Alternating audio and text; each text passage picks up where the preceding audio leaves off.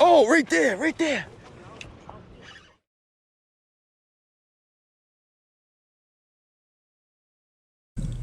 What's up, guys? It's Rob. I'm here with my oceanography teacher. We're going to be asking and learning some things about the tides and how you guys can use that for fishing at the canal. So first question, why are lunar tides so much better for fishing? So when you have a full moon or a new moon tide, you have a greater exchange of water. You have a higher high tide and a lower low tide. So it's able to transport a lot more bait fish or a lot more nutrients. So you have just more power, more strength, a greater magnitude to the tide. So more nutrients is coming in, the bait fish follow, and then the bigger fish are following that. That's right. That's right. All right. Why, similar question, why does the canal switch sides? Like what causes it to move from an east going to a west going tide or vice So versa? when you have the tide entering into Cape Cod Bay, it will, as the tide's coming in, you have a flood tide, it'll flood from the east and flood through to the west to Buzzards Bay. And conversely, when the tide's going out and ebbing, it'll flow from the west back towards the east into Sandwich. So the Cape Cod Bay tides are controlling which way it goes? Well, it's a push and pull, but yeah, that they get the high tide before Buzzards Bay does. Okay. When's your favorite time to fish at the canal? I love it when you have. It depends on the side. If we're going to be on the west side, I like when you have a slack low and then tide starts to come in and push towards the west. At that point, all the bait fish are just kind of mingling in the middle of the canal, and then they start to get pushed out. And a lot of the stripers, they wait for that tide and ambush them. That's a railroad bridge. You're at toward the bridge, the railroad bridge, and it's moving out toward Buzzards Bay. Right, and I would do the same thing with Sandwich if I was to fish that side.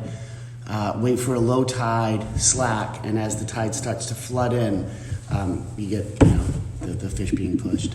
Yeah, I've been at some of those tides too. That was the best tide I fished all summer.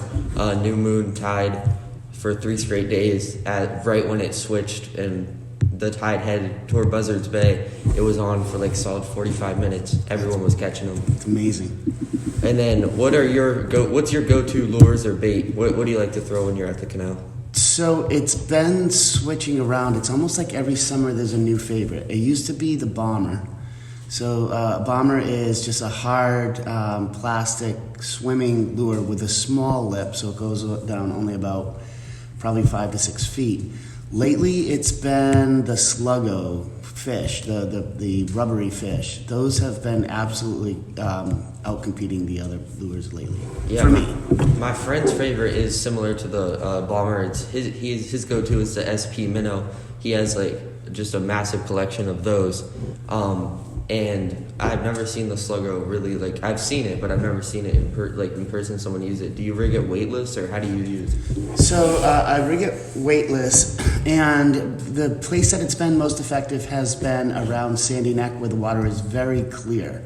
So I think it does better when you have clear water. Buzzards Bay, the bomber, which would be like the other minnow, is a little more effective. Yeah. And then last thing. Have you noticed any benefit to fishing near the herring run where the water is kind of flowing into the canal from the ponds up from the fresh saltwater ponds? Yeah, I've never done that. I wish I could say I have. I imagine that there's 2 schools of thought to that. One, that the fish are going to be there, so that's fortunate, but then the con might be that they're well fed there, and they're really just going to be feeding on the live stuff rather than being tricked into an artificial. Yeah, I've been there a couple of times. I've never really seen. I know people who fish that religiously. That's their one spot. Yeah, that's their go-to spot. But I don't know. I've never had much success there. I feel like I know there are big. I feel like it's kind of hit or miss with big fish. Yeah. But there aren't going to be as many schoolies on the top water or anything. All right, thank you. Thank you for answering our questions. Leave a comment if you have any more questions, and we might be able to do a part 2 video. Thank you guys for watching. Thanks, Rob.